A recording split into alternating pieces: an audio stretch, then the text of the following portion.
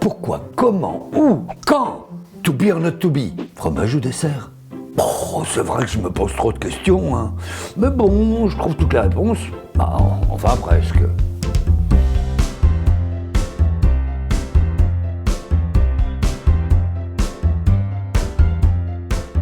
Les casques de moto ou de vélo protègent-ils vraiment la tête en cas de chute? A priori, ils servent à ça et sont donc conçus pour ça par les fabricants. Et puis, quelle que soit la marque, ils sont tous testés, certifiés, homologués. Tout ça avec une norme européenne, donc c'est du sérieux. Alors je ne vois vraiment pas pourquoi je me pose cette question.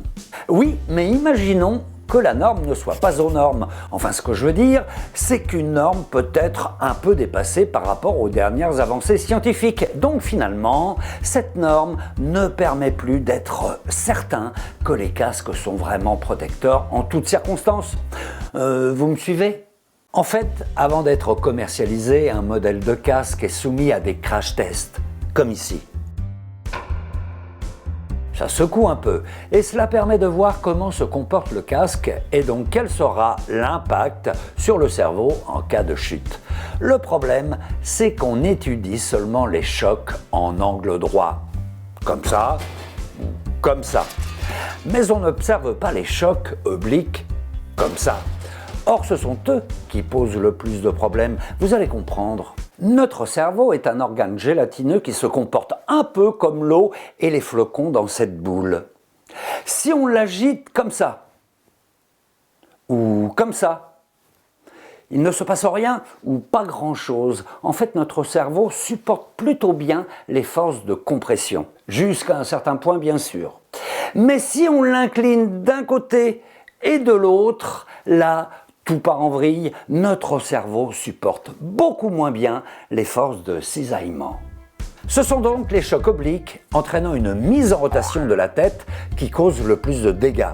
Et ils ne sont pas pris en compte dans la certification actuelle. Il faut donc la modifier.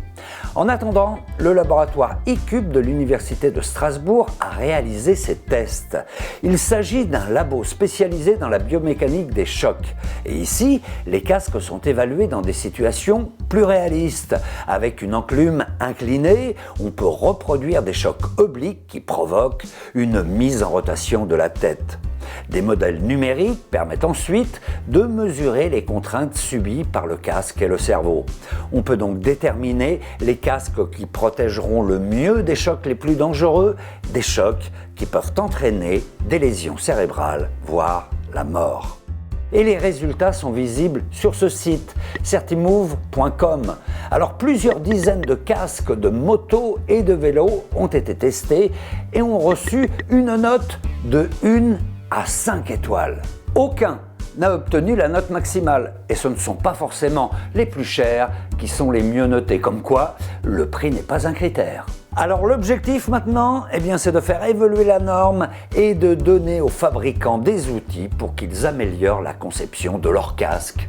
Je me demande combien il faut de flocons pour faire une boule à neige. 1, 2, 3. Oui, je sais, je me pose trop de questions. 6.